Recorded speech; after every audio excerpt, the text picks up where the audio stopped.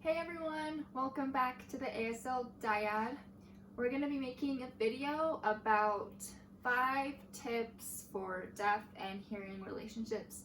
I had many deaf people tell me that I should marry a deaf person and that it wouldn't work if I married a hearing person. And I disagree, and I wanted to share some tips on how you can make that relationship work.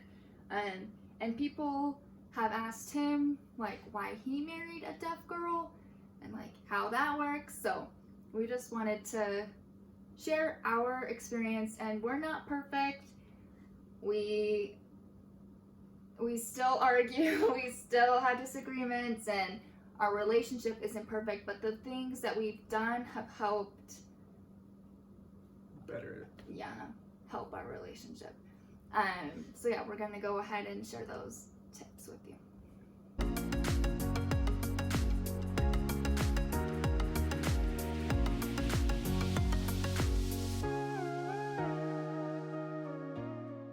So, the reality for us is that it was kind of a little bit easier because we had a bridge.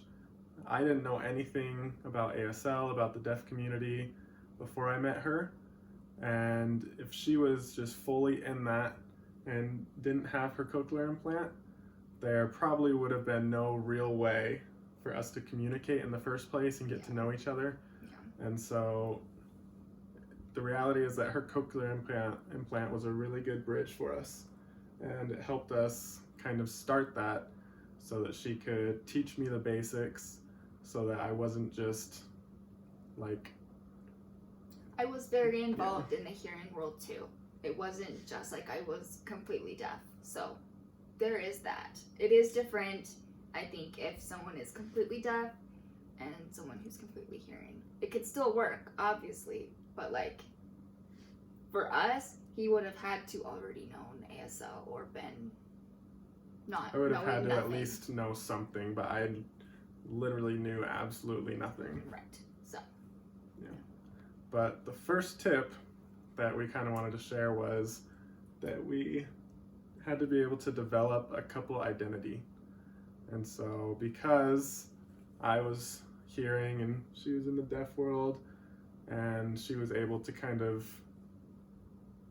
be in the hearing world as well due to her cochlear implant, we could kind of develop this identity by working with each other, because she was able to easily teach me about the deaf world.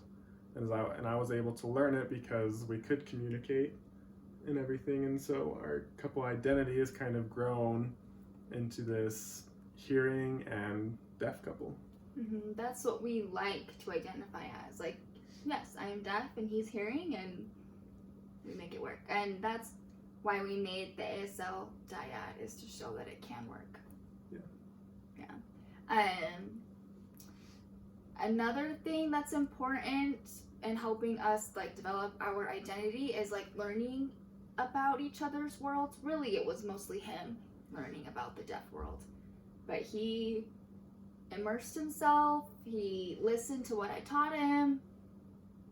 You met deaf people, and he was interested. Like, I tried learning ASL slowly. Yeah, school's been hard, but he's still good. But he wanted to be a part of that world. Like, that was a desire. It wasn't just like, oh, it comes with it. Like, oh, this just because she's deaf, like, this is just gonna happen. Like, I have to. Like, I think you wanted to, right? Yeah, and I think also another big part was that she already knew that she for sure needed someone that could speak ASL. It wasn't just, oh, she didn't want to marry a deaf person. It was, she still needed someone for sure that could learn ASL or knew ASL. And when you first start learning about the culture and everything that you didn't really know about before, it can be super interesting and everything, but the most important thing is that if it's going to be something this important, like one of our foundations is that I'm totally willing to keep learning about it. It doesn't just become, oh, like that's a little bit cool, but I don't really care about it anymore after a year. I need to it's going to be a lifelong thing for me. And my personality fit well with that because I like learning about that stuff. It's what I'm studying, and that ability for me and my personality to be able to commit to that was something that was like, yes, I can commit to that. I'm not just gonna turn around in 6 months and be like, oh, I don't really want to be a part of the deaf community. Like, I was like, yeah, put me a part of it. Totally awesome. Yeah, when we were dating, I could tell just by his personality, like you said. So, yeah, so that's the first tip, is to make sure that you have a couple identity, something that you can hold on to and also have fun with. Yeah, and commit to. Yeah. Okay, the second tip is you have to have effective communication. If there's a communication barrier, then there's gonna be problems. There's still problems with us, but because I have my implant, like you said, it's a little bit easier for me and him to communicate because I can speak and I can hear sometimes. Most of the time. I do take it off, and he knows a little bit of sign. I can lip read really well, so it works for us. But I do understand a deaf person's perspective telling me you have to marry deaf or it's not going to work. Because from their eyes, if like you marry a hearing person who doesn't know sign, obviously it's not going to work. Like, the communication is going to just be so difficult. And they're just, either way, it can go, the couple communicates in sign language, or they can communicate in signing and speaking like we do. I can speak, I can hear. But I would say that if I was completely deaf, I would definitely want to marry someone who was already fluent, or at least knew, like was able to have a good conversation. Maybe not like knew everything or completely fluent, but enough to have a deep conversation, not superficial, but a really deep conversation in ASL, and who understood my signing, my skill level. I think that's really important. So in a deaf and hearing relationship, I think the most important thing is being able to communicate and understand each other. Not perfectly, but yeah, there has to be enough. And it's not the responsibility of the deaf person to try to do all the work. Yeah. And at the beginning, that's what we kind of realized. She knew that. And she did want someone that knew ASL or would show commitment to learning it. And so I was willing to start taking classes. We go to the deaf ward for church. And I obviously am not fluent yet or anything, because I would be signing like she is right now.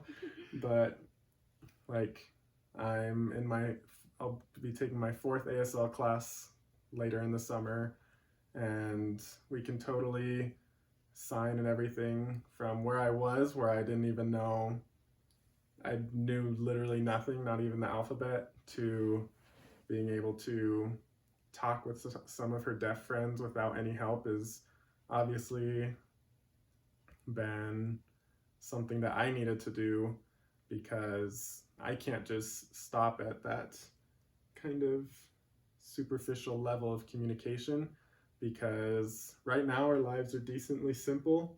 We go to school and we go to work, but in the future, when we have kids and all of these other billion different things, if I can't get to the level of communication that we can talk about everything basically in ASL, then I've failed. And I need to be able to get to that level. And that's my side, but she needs to be able to realize it is a whole new language. And so I need to show commitment, but I can't just learn it in 6 months while I'm also working and in school. And it'll be a couple of years and everything through a lot of practice, but I need to show that I'm actually practicing it and not just kind of pushing it away for a whole year and then maybe learning a little bit more, pushing it away. I need to be able to show, okay, yes, like I am definitely practicing and getting better. She sees improvement. And this applies to any relationship. Like there should be able to have communication. Like for example, if someone knew Spanish and they met someone who knew English, like I've seen it happen where they get married, but I've seen it happen where there's a communication breakdown and it just doesn't work because they don't understand each other. And I've seen it where they've learned each other's languages and they can communicate and it works. So I believe it works, but it's the same thing for deaf and hearing people. You have to be able to communicate effectively. Yeah. So the third tip is respecting each other's differences. Obviously I'm deaf, he's hearing, and that's different. And for me, it was important that he respected that I was deaf and this was a part of me, and that he didn't look down on me on that. And we're different in many other ways too. I'm more stressed and he's more chill, and just understanding that helps our relationship work better because he realizes, okay, she gets stressed in this situation. I need to be able to help her and not like, oh, don't worry about it. Like, it's fine, because that's his personality, is to be like, whatever, like, just go with the flow. But when he goes, okay, like, this is hard for her, either because she's deaf or whatever. For example, I hate calling the doctor or anyone that I don't know. It just stresses me out because I'm like, what if I can't hear them? Or what if it's important and I'm just not able to understand? So instead of him saying like, oh, it's fine, like, just do it. Like, just try it. Just call him. Like, what's the worst that could happen? Right. He offers to call them for me, so he'll call the doctor or anyone or anything that I need help with. He'll offer that because he knows that it will help me, and it's not a, oh, I'm looking down on you, like, I'll just do it for you. It's like, I understand and I respect you that this is hard and I will help you. Yeah. And just so it's not just always me helping her, because of my chill personality, there's some things where I probably shouldn't be as relaxed as I am. For example, if I'm about to, like last semester, I was about to go in and take like an organic chemistry test, and I was just like, whatever happens, happens type personality. She would be able to help me and be like, no, grades matter. You need to be a little stressed so that you'll study and do well, and you should be a little worried about it. It should not just be whatever happens, happens. And so I think we've been able to balance each other out a little bit with that. Mm-hmm. And I think we've kind of met in the middle of chill and super stressed to be able to better communicate and do all these things that we need to do. Mm-hmm. But yeah, I think the biggest thing is he respects me as a deaf person and I respect him as a hearing person. I don't think like, oh, you're superior, or I don't think, oh, you're less. Like, I'm deaf and you're hearing, like, that's lower. Like, I view us as equal. Doesn't matter that I'm deaf and he's hearing. We're both just human, and we just respect our differences. I think that's important. All right, so the fourth tip for making a deaf and hearing couple work would be that the family of origin for each of us would kind of have to also be a part of this relationship, because like I said earlier, I knew nothing about the deaf community or deaf culture. Neither did my family. We've never really had experiences with any deaf people. And so bringing her was going to be a new experience for them. And for her, there was certain things that she wanted. Yeah, so I wanted to make sure that I felt, again, respected and not belittled or I just wanted to feel accepted. So I met his family and it was great. I felt welcomed, I felt loved. We had a lot of good discussions about what it was like being deaf and the things that I needed. It was a learning process for them, and I could tell that they were a little bit nervous. Like Jonathan's like dating and like a deaf girl. What is that about? Like they knew nothing, and it was cool to just talk with them and help them understand who I was and like explain deaf culture. And they were so open-minded and willing to learn. They're learning ASL, even if it's just a little bit, but just a little bit. But still, that made me feel good. And it was like, okay, like I could marry into this family and they would accept me for who I am. I didn't feel like I needed to change or anything. And because when you marry someone, it's not just us. It wasn't like, oh, we're good, like, great. You marry the family, and if the family doesn't respect you or doesn't like include you, then that's a problem. And so it's important to get to know each other's family and make sure it works. Yeah.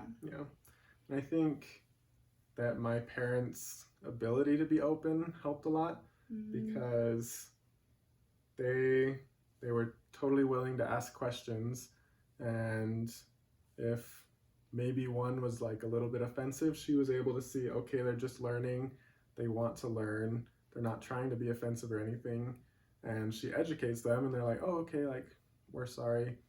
And like one example of something that they needed to learn was if we're driving in a car and my parents are driving because we're going to the beach or something, and she's in the back seat with us, that my parents kind of talking like they would with me, where they're driving and they're facing forward and they're just talking and I can sit in the back and hear them.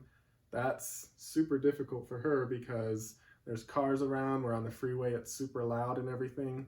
And so my dad realized, okay, he's in the passenger seat. Obviously the driver can't turn around, but the passenger, my dad would turn around and talk with her so that she could see his lips and everything. And if he forgot, my mom was able to be like, you need to turn around to talk with her. And they were both open with that. And if they weren't, then she wouldn't feel comfortable going there. And it would be difficult for us in the future to bring our kids there because she wouldn't feel comfortable.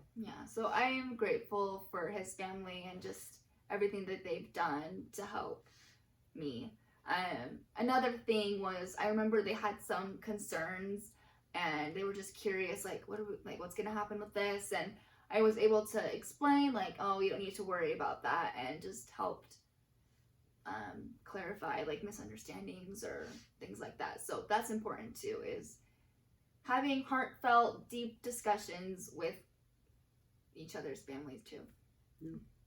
So the fifth tip for making a hearing and deaf couple work is to be able to build an equal partnership. And so for me, at least, things that I had heard about before I knew anything about deaf people or deaf culture, a lot of people label it as a disability, and there's a lot of negative connotations that go with that. And I think just learning from their point of view is super important because they're the ones who are deaf. The hearing people don't know anything about them really. The deaf people should be able to explain themselves. And so me being able to listen to her instead of other people who are like, oh, you're marrying a girl with a disability type thing, being able to listen to her and hear her point of view of what her life is like as a deaf person was something that I needed to do to make sure that she's on the same level as me. I need to not look down on her because she's deaf. I need to not look down on her when she might need assistance, like if I need to call the doctor for her. I can't look down on her because she needs that help. I need to be able to just be like, I need help with some things and she's able to help me with that. It's just who we are. We need help with different things. None of us are perfect. Yeah. And there's one thing that I'm still working on, is not viewing myself as any less. Like sometimes I'll think like, oh, it would have just been easier for him if he married a hearing girl. Like he wouldn't have all these problems. He wouldn't have to help me with all these things. Like it would have just been easier for you just to marry a hearing person. And I've thought that before. Like I've told him like it would just be easier. And so that I think making sure that you view each other as equal, but also like understanding that like, oh, I am equal to him. I'm not any less. I view him as equal and I view myself as equal too. And like I said, I'm still working on it. Sometimes I'm like, just be easier, but yeah. And there's like the simple things like random example, like she's studying for the GRE. I know more math than her. I'm better at math, so she'll ask me for help with that. And that's not looking down on yourself as less or me thinking, oh, I'm smarter because I'm helping her with something. Yeah. It's just she's better at other things, and so she's able to help me. And her not seeing herself as less because she feels like I help her more is something that we've had to discuss, like she said. And it is super important because I don't look down on her less. And if she's always thinking that, that's going to cause problems because she might think that that's what I'm thinking, but really it's not. But it's not what I'm thinking. And so she'll feel bad and I won't know why she's feeling bad. Yeah. It all goes back to the communication again. And I think that's really important, is just talking about the things that I need help with, the things that you need help with, talking about what thoughts that I'm having or feeling, and yeah. And so making sure that we are equal and communicating together as equals, taking into all of the different opinions, taking all those into account and trying to figure out the best solution for us. That's what's really important. So these are the 5 tips that we came up with that have helped us in our relationship, and they can apply to any relationship because everyone's different. Everyone is going to have strengths and weaknesses, and they can help each other. It's important to view each other as equal and to communicate effectively. But we just wanted to share our experience and the things that have helped us. So we hope you enjoyed these tips. Remember that we're not perfect, and that deaf people... Part of the reason we make these whole videos is kind of a checkup on ourselves, because we're trying to help educate people, but we're also making sure that we need to apply them in our own lives. Mm-hmm. It's kind of a reality check, and the videos are helpful for us because we see people comment on the videos and they're like, oh, these help so much, but they also help us so much because we get to sit down together, we get to talk about the stuff that we're going to talk about in the videos, and we realize a lot of things like, oh, that's actually how you see it. Okay, that's how we need to share it in the video. It's not just each other's different views and we never share them. These videos help us share each other's views with each other. Mm-hmm. And I just want to add that do you. Like, if you want to marry a deaf person and you're deaf yourself and you feel like, no, I need to marry a deaf person, like that's what I want, go ahead. Or if you want, like me, I wanted to marry a hearing guy, go ahead. Like, I don't know, it's just do what you want and make it work for you. Yeah, work hard. Okay, so that's it for this video. Be sure to subscribe so you can get notified for our new videos in the future. So yeah, thanks for watching, and we'll see you later. Bye-bye.